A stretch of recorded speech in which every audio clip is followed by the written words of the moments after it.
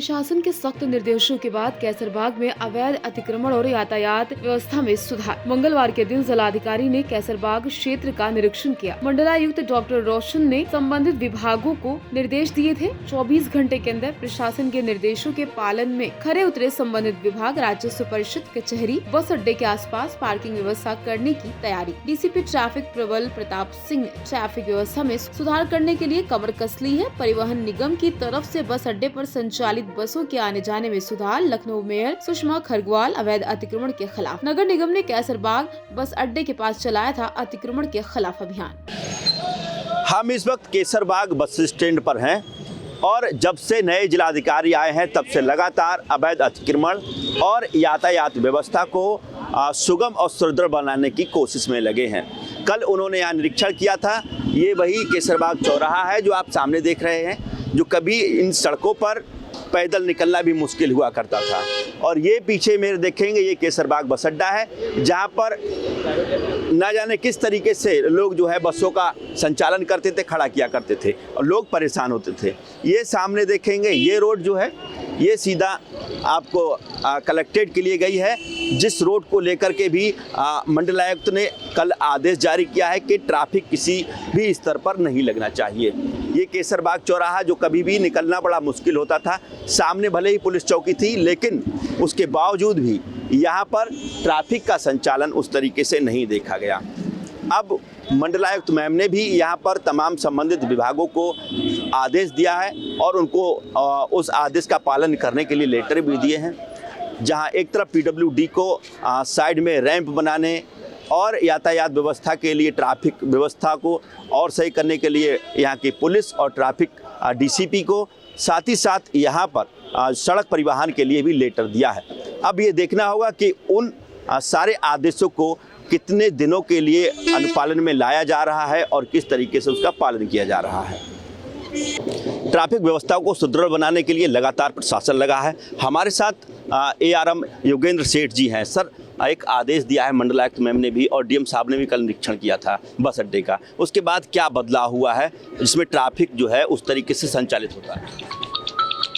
कल डीएम महोदय साहब ने हम लोग यहाँ इंस्पेक्शन किया था कैसरबाग बस स्टेशन पे। तो पहले तो उन्होंने ये जानकारी हासिल करी कि हमारे जो एग्जिट और एंट्री गेट कितने हैं। तो पहले उनको सर को बताया गया, हमारे क्षेत्रीय प्रबंधक महोदय ने बताया सारा। फिर उन्होंने उस जो एग्जिट पॉइंट है वहाँ से उन्होंने जायज़ा लिया कि बसें हमारी कहाँ निकल के जाती हैं।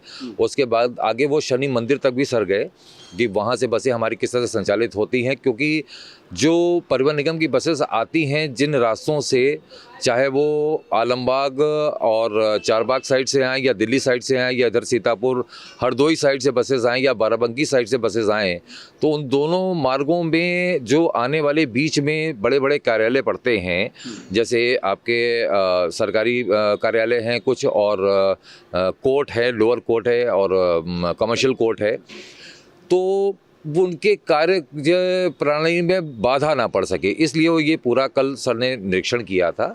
और कुछ बसेस हमारी जैसे रात में जो बाहर की बसेस आती हैं वो रेजिडेंसी के बाहर की तरफ वाली रोड पे क्या करते हैं ड्राइवर्स, वो आके वहाँ पे रात में विश्राम कर लेते हैं।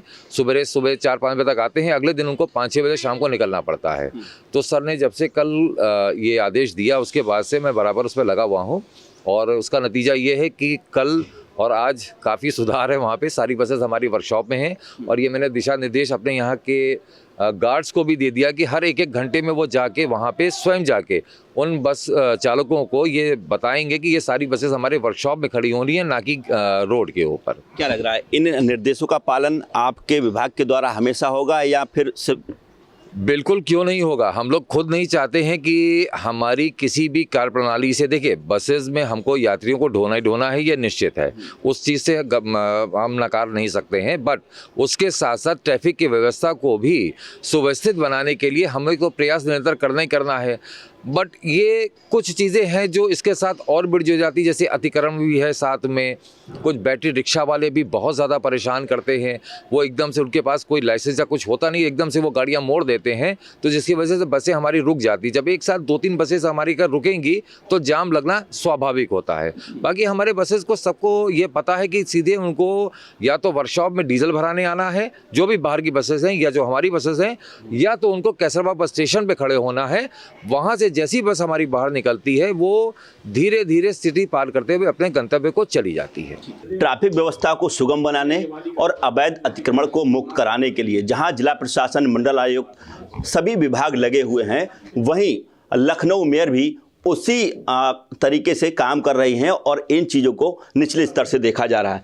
मैम, बड़ी समस्या लखनऊ में जाम की और अतिक्रमण की रही है।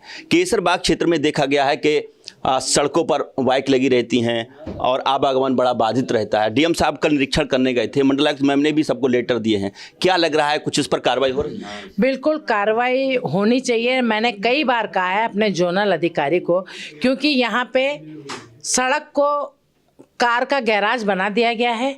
जहाँ पे जो चाहते हैं वहीं पे सड़क पे कार खोल करके कार का काम करना शुरू कर देते हैं। कार की धुलाई सड़क पे होने लगती है। इसमें हम लोगों की गलती है, हमारे स्टाफ जाता नहीं है, बोलता नहीं है। मैं इस पे सख्त से सख्त कार्रवाई करूंगी।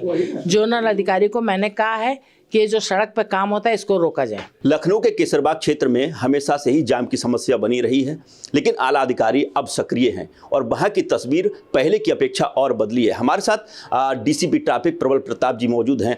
सर, केसरबाग की जो समस्या थी, किस तरीके से उस पर काम हो रहा है, नियंत्रण पाया जा रहा है? देखिए, आपकी जानकारी में लाना चाहूँगा, जो कैसरबाग बस स्टैंड है, ज्योग्राफिकली इसकी लोकेशन थोड़ी टिपिकल है, क्योंकि वो शहर के बिल्कुल बीचों बीच पड़ता है और लगभग 900 बसें शहर में अंदर की तरफ ट्रैवल करती हैं। जिस प्रकार से उसमें इतनी ज़्यादा बसें आने के कारण से और वहाँ पर ई रिक्शा, ऑटो रिक्शा, चूँकि जो सवारियाँ आती जाती हैं उनको लाने ले जाने के लिए जो ई रिक्शा, ऑटो रिक्शा या प्राइवेट व्हीकल वहाँ पहुँचते हैं, तो इसलिए वहाँ ट्रैफिक कंजेशन सड़क पतली होने के नाते रहता है।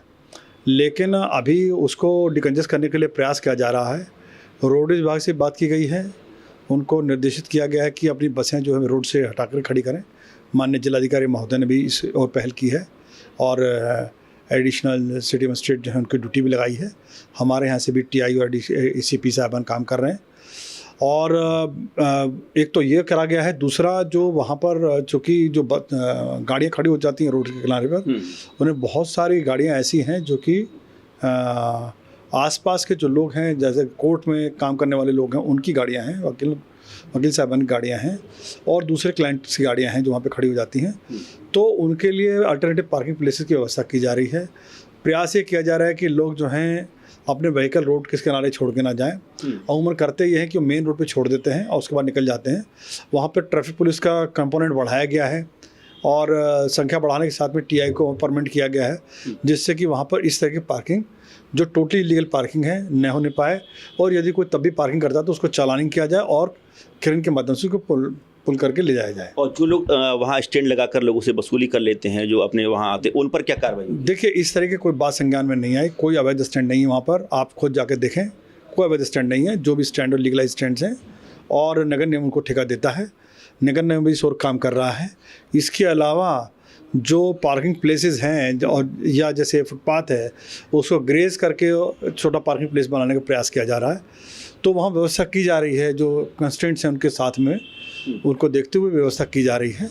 इसके अलावा हम लोग पार्किंग प्लेस भी ढूंढ रहे हैं और कोई पार्किंग प्लेस मिलता है तो वहाँ पर गाड़ी की पार्किंग कराई जाएगी। ठीक बात। तो देखिए, ये है लखनऊ की जाम की जो समस्या है, यातायात बाधित ना हो, अतिक्रमण ना हो, ऐसे तमाम जो काम है वहाँ पर जो होते लोगों ने देखे, उन पर लगातार तमाम लोग लगे हैं। वहीं डीसीपी ट्रैफिक भी अपनी पूरी टीम को वहाँ पर लगाए हुए हैं और इसी का आज नतीजा है कि एक दिन के अंदर ही वहाँ एक तस्वीर बदली है और अब आवागमन सुचारू रूप से संचालित हो रहा है। कैमरामैन साकेत के साथ सत्येंद्र शर्मा, दैनिक भास्कर, लखनऊ।